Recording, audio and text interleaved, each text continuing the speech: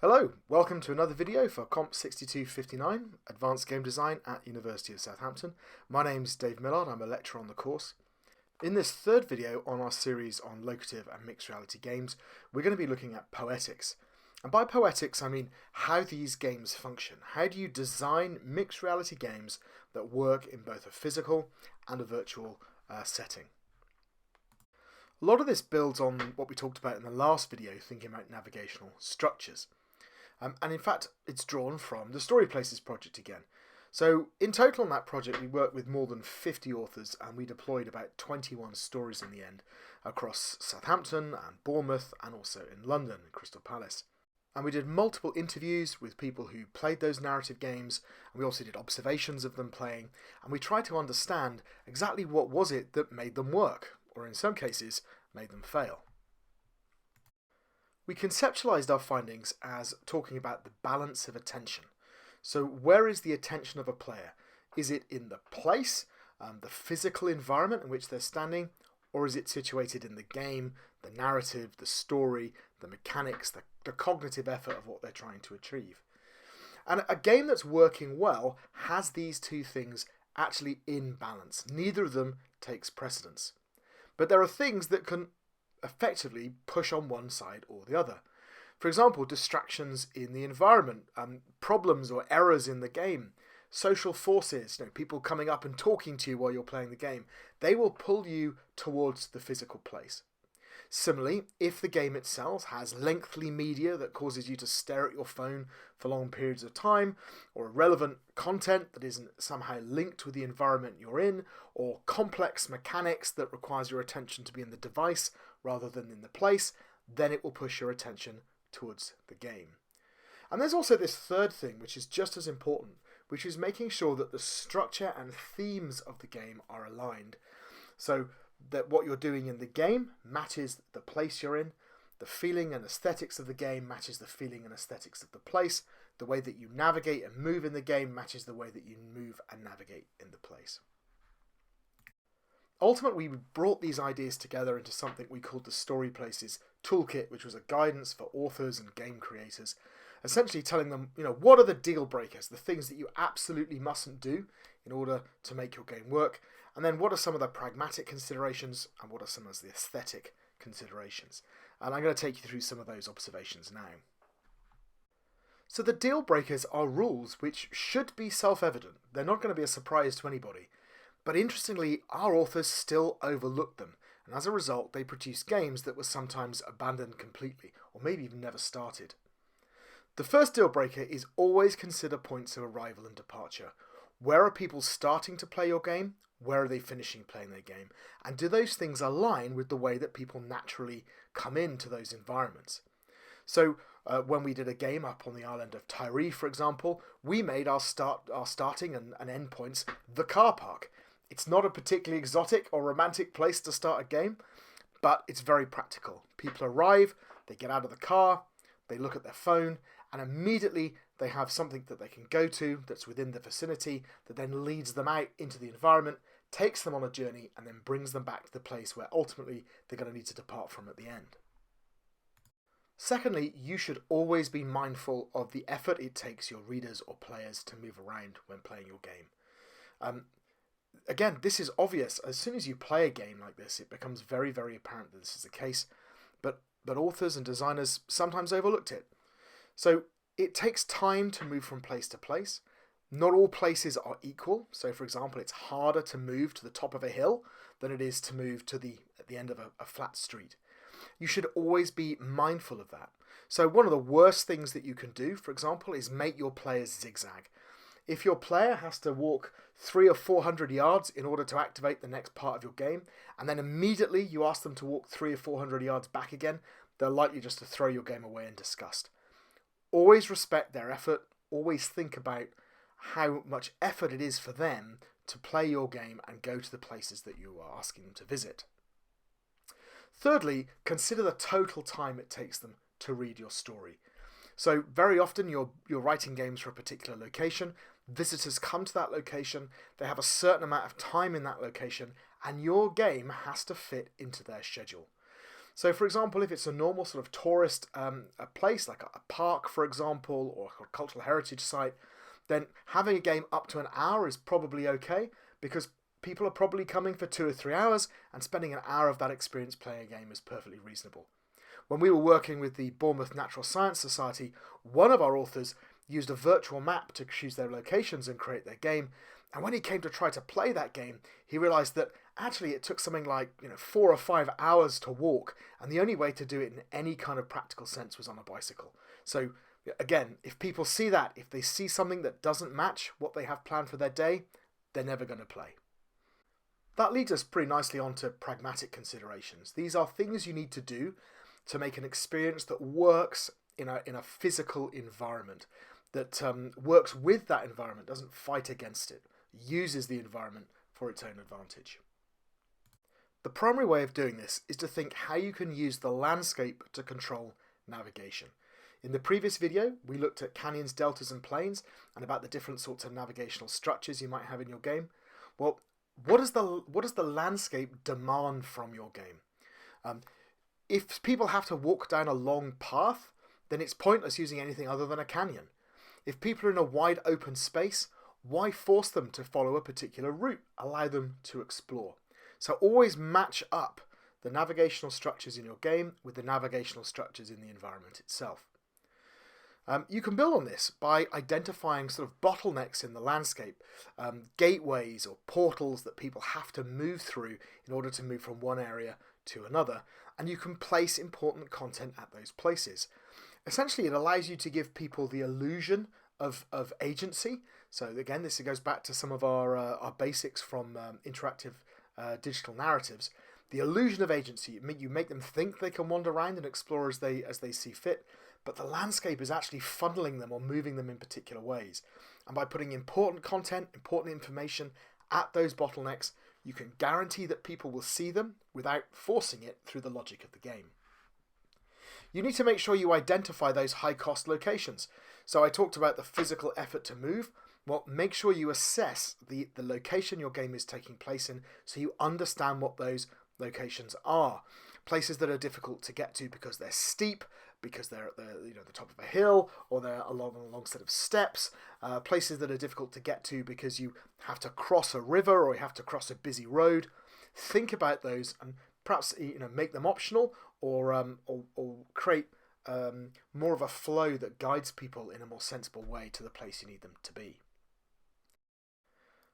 And finally, and it's related to those high-cost locations, you have to think about accessibility and the safety of the reader. If you're getting people to cross a busy road, that's a point of danger. You need to make sure that they're well aware that the road is a hazard, and that your game isn't interfering with their attention when they're doing so.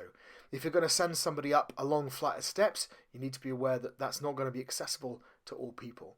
So again, think about the locations, think about different types of players and how they might relate to those locations, and design your game appropriately. Next, we have aesthetic considerations. These are thinking about the ways in which the physical location can enhance your story. So in that way, it's similar to thinking about emergent narrative in traditional games design. How can you use the physical environment to tell your story or emphasize the themes of your story? We came up with a number of different points of guidance. The first was that you should think about having narrative areas. So look at the different spaces that are in your physical location. Do they naturally break up into kind of different logical areas? Can you perhaps use those logical areas to differentiate between different parts of the story? So as well as kind of looking at areas, you can look at points of interest. So your players will naturally be drawn towards things in the environment that stand out. These might be monuments, they might be particularly impressive buildings, they might be particular open spaces. Even if you don't use them as locations, you should think about incorporating them into your story in other ways. You might make diegetic reference to them, you might use them as kind of nexus points, you might use them as focus points. People navigate in the real world using these points of interest, and you need to use them in your story as well. You also need to use those diegetic references carefully. It can really create a connection between your game and the environment if your game somehow references that environment, if it contains sounds of that environment, or talks about something that environment, or has pictures that link to the physical space that people are in.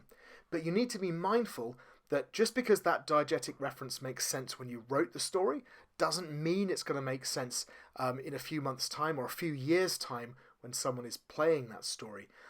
When we were doing some work at Bournemouth, one of our stories mentioned a tethered balloon where tourists could take rides.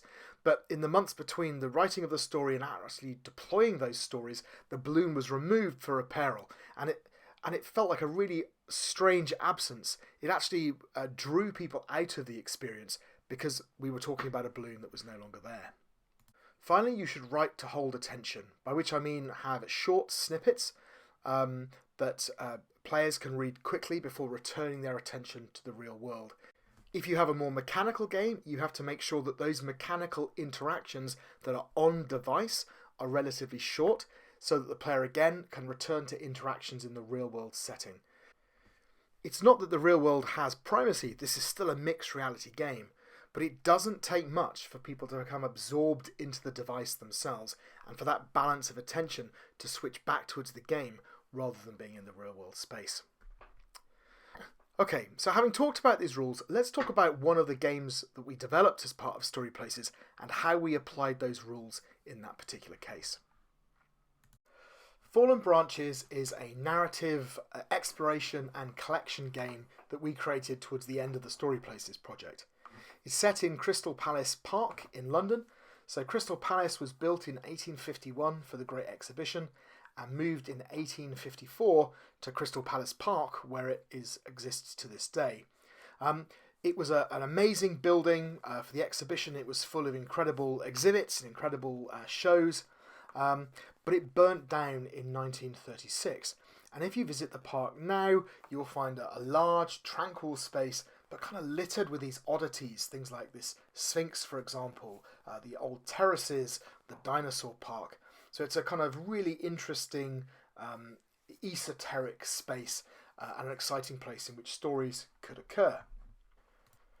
Fallen Branches was written by Katie Lyons, an author that we commissioned and worked with for the project. And it's about a young woman who returns to Crystal Palace with a box of heirlooms to visit the curator of the Crystal Palace Museum. And players explore the park, they learn about these heirlooms, and through them they learn about the history of the Fenton family, and in particular a love affair that happened in the shadow of the First World War. The core of the story is a linear tour through the park, so you might want to think of that as a canyon. So players move through the park, they discover these informational nodes which are located at particular places. When they arrive at those places, they can read the node and experience that part of the story. As they move through the park, they not only will find these kind of core story elements that drive the story forward, but they can also collect these letters from the landscape that tell the story of this past love affair. So in that respect, Fallen Branches is essentially a canyon of planes, where each plane is made up of a kind of critical story node and then these sort of narrative elements that can be collected by the player. About halfway round, the players can leave the main story and they can go off and explore a sub-story called The Bones of Time. This explores the past of one of the heirlooms, which is an elephant tusk, which is from a time an elephant escaped from the Great Exhibition. And then finally, at the end of the story, a new chapter becomes available where the players can read all of the letters that they would have found in the landscape, regardless of whether or not they actually picked them up during the story. And these are not geolocated, so players could read them after the event. They don't have to be in the park. So let's consider some of the ways that Fallen Branches represents those rules that we talked about how to use the landscape within your game. So the first thing is that our core route is a circular route. We thought about starting and endpoints effectively. The game starts and ends at Crystal Palace Station, takes you on a circular route through the park. So there's a clear place to start and a clear place to end where you can return home. Throughout the design, we were very conscious of the players' effort to move, the amount of effort they had to put in to move around the physical park. But in a few places, this actually changed the story structure. So, for example, one of our letters, which is B4, it appears in chapter 6 with quite a tight location. But we left that in chapter 7, but we changed the location, made it a much wider location so that people wouldn't have to double back as far to pick it up. Similarly, in chapter 8, we had two nodes that were quite far apart, to the extent that if you went to visit one of them, going to get the other one would be a pain. So in that case, we put in place a sort of a counter lock. So if you visited the first one, the second one would disappear, and if you visited the second one, the first one would disappear. And that completely took away the temptation for players to try and double back on themselves. We thought about the time it would take to read the story, and we did a couple of things to make this a little bit lighter for players. So the first thing is that the Bones of Time chapter is totally optional. It takes the length of the story from about an hour to about an hour and a half, but we make it clear to players that they don't need to do it, that they can. It's an optional bit that they can do if they have time. We also tried to make sure that they understood that if they didn't collect all of the fragments of letters during the play, that they would get to see those at the end. And that was made clear to them in the author's note at the beginning. So they go into the story understanding about how to play according to the amount of time that they have. In the Bones of Time, we had the opportunity to allow the landscape to control navigation. So it's completely open, it's a plane, you can visit any of the nodes in any sequence, but we use the layout of the formal garden in order to guide people around, to encourage them to encounter the nodes in a sequence that would make the most sense. We also were very aware about these high-cost locations. We had one location that was on the top of a hill that was a little bit difficult to get to, and another one which was a bit far away. It was at the far end of a terrace. And we made sure that we only used those locations for optional letter content, not the core elements of the story that everyone would need to visit.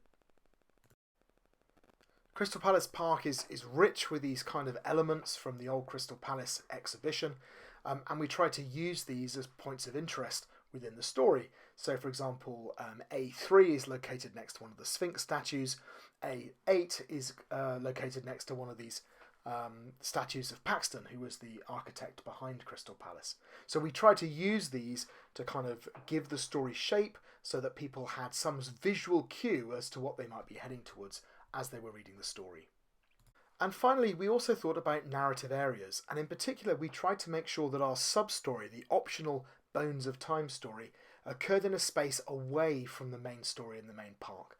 So there was this formal garden at the top of the park that seemed to be the perfect location towards it. So if you decided to read that story, you would actively move away from the park into the formal garden, have that experience before moving back again to restart and rejoin the main story.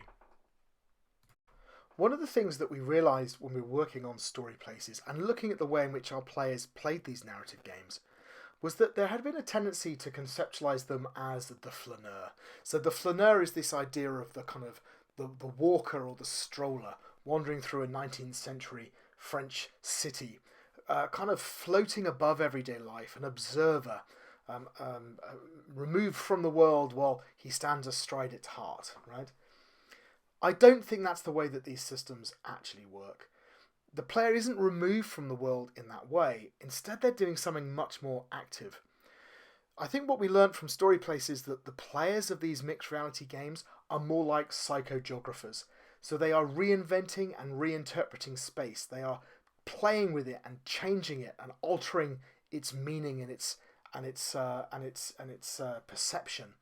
So it's a much more active engagement. It affects not just them, but also the other people in the space.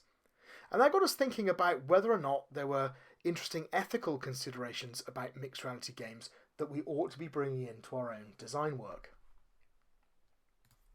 This is work that we're still developing, but at the very least it seems that there are these two broad categories of ethical issues that mixed reality game designers need to be aware of.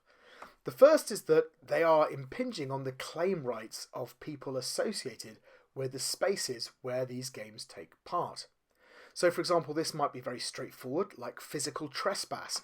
Are you encouraging people to go onto land that doesn't belong to them? But also it might be more indirect than that, less about the kind of legal ownership, but more about kind of social affiliation or religious affiliations. Think about, for example, abusing the cultural norms that exist, perhaps in sacred places or places with a dark history, such as Auschwitz. What about virtual graffiti, the ability to leave digital traces in the landscape? How do we control that? How do we manage what people do? What do we think about the names and symbols that we use, which might be different for different groups of people? And the same is true of the stories and the values we tell about a place. Mount Rushmore looks very different if you look at it through the eyes of indigenous people, for example. And we are embedding those stories and values in our games and then situating them in the actual place itself. The second set of issues seem to be around duty of care, the obligation we have to the people playing our game and involved with the experience. So, for example, we need to be giving them safe passage. We shouldn't be taking them into dangerous places, taking them across dangerous spots.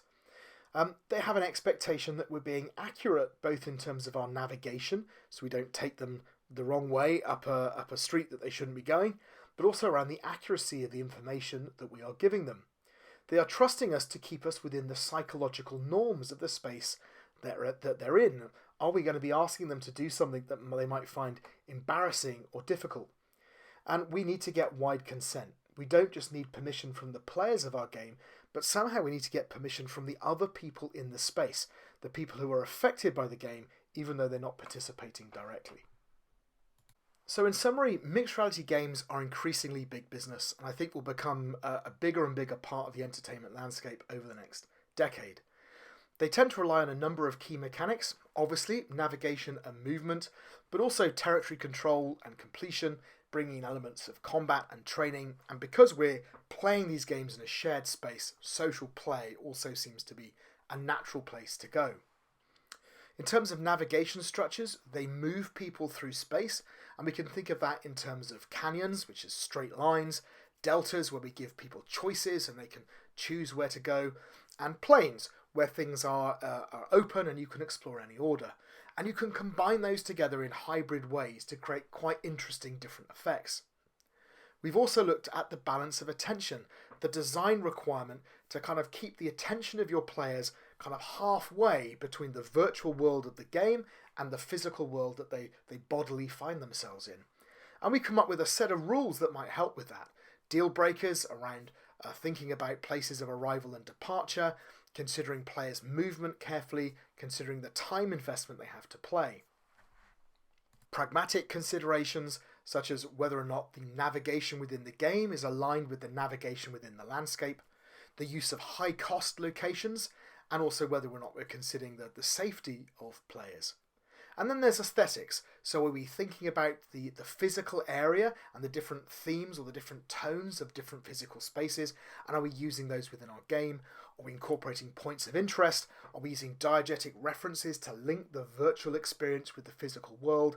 And are we writing or producing mechanical interactions which are brief enough to hold people's attention in this kind of balanced position between the real and virtual worlds?